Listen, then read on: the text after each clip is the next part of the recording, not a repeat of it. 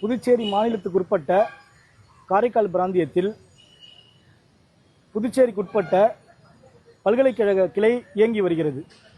அந்த பல்கலைக்கழகத்தில் பணிபுரியும் பேராசிரியர் ஒருவர் சக மாணவியிடம், அங்கே பயிலும் மாணவியிடம் சுமார் 15 நாட்களுக்கு முன் தவறான வாட்ஸ்அப் மூலம் சில தவறான செய்திகளை அனுப்பியதாகவும் மற்றும் ஒரு ஃபோட்டோவை வாட்ஸ்அப்பில் அனுப்பிச்சு, இந்த மாதிரி தான் நீ எனக்கு ஃபோட்டோ அனுப்பணும், பதிலுக்கு நான் தான் உனக்கு இன்டர்னல் மார்க் பண்ணணும், நீ எனக்கு இந்த ஃபோட்டோவை அனுப்பலைனா நான் உன்னை ஃபெயில் பண்ணுருவேன் அப்படின்னு மிரட்டியிருக்காரு.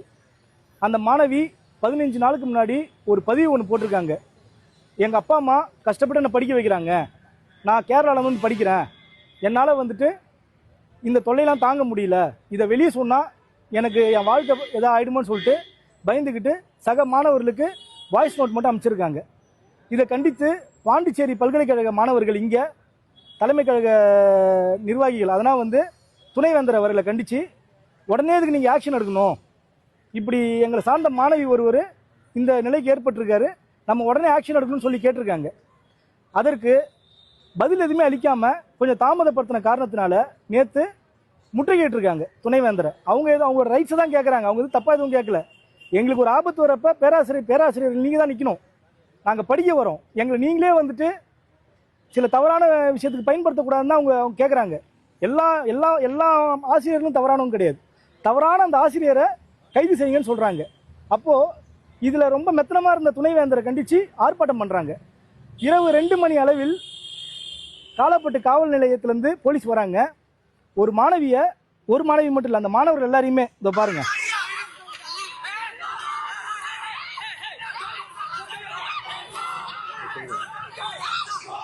மாணவர்களை இன்னமும் காஷ்மீர் பார்டரில் தீவிரவாதிகளை அடித்து ஈத்துட்டு போகிற மாதிரி 24 மாணவர்களை அடித்து ஈத்துட்டு வந்துட்டாங்க இங்கே போலீஸு. நைட்டு ஃபுல்லாக பிள்ளைங்களை வந்துட்டு வண்டியில் உட்கார வச்சு, காலைல ஸ்டேஷனில் உட்கார வச்சு, படிக்கிற வயசில் பிள்ளைங்க ஸ்டேஷன் போகக்கூடாது, நம்மளே நம்ம பிள்ளைங்களை சொல்லி வளர்ப்போம். ஆனால் இன்றைக்கி பாண்டிச்சேரியில் அமைதி பூங்கா, தமிழ்நாட்டில் எப்படி யார் இந்த சார்னு நம்ம வந்து கொஷின் கேட்டு இன்னும் ஆன்சர் கிடைக்கலையோ, அதே மாதிரி தான் யார் இந்த சார்னு உடனே நம்ம கண்டுபிடிச்சி இந்த பிள்ளைங்களுக்கு தேவையானதை நம்ம உடனே, அந்த மாணவி என்ன கேட்டாங்க, என்னை தவறாக பேசின மேலே உடனே ஆக்ஷன் எடுங்கன்னு கேட்டாங்க, அந்த ஆக்ஷன் எடுக்கணும். இதில் உடனே நம்ம பாண்டிச்சேரி கவர்னர் தலையிட்டு இந்த பிரச்சனையை சமரசம் பண்ணி புதுச்சேரி மாணவர்களுக்கு அவங்களுக்கு நிலையான ஒரு பாதுகாப்பு வேணும்னு கேட்டுக்கிறோம். நன்றி. ஆமாங்க, அது கண்டிக்கத்தக்கதுங்க. போலீஸ் வந்துட்டு மாணவர்களை எட்டி உதைச்சது, லட்டி சார்ஜ் பண்ணதெல்லாம் கண்டிக்கத்தக்கது. அவங்க சின்ன பிள்ளைங்க, அவங்க ஒரு உணர்ச்சி வசப்பட்டு தான் கூட பயிலும் சக மாணவிக்கு வந்து ஒரு பாலியல் ரீதியான பிரச்சனைன்னு வந்தது ஒன்று தான் அவங்க இந்த மாதிரி ஆக்ஷனில் இறங்கினாங்க. அவங்க ஒன்று சும்மா படிக்கிற புஸ்தகத்தை சரியில்லை, எங்களுக்கு இங்கே இது இல்லை அது இல்லைன்னு சொல்ல இறங்கலை. அவங்களுக்கு பாதுகாப்பு இல்லை. ஒரு சக மனிதனுக்கு தேவை என்ன பாதுகாப்பு, அதுக்கு தானே நாங்கள் போராட்டத்தில் இறங்கினாங்க. போராட்டம் ஒன்று தானே வெற்றி பெறும் கடைசியா, அதுதான் நம்ம நாட்டில் நடந்துட்டு இருக்குது. அது தப்பு இல்லை.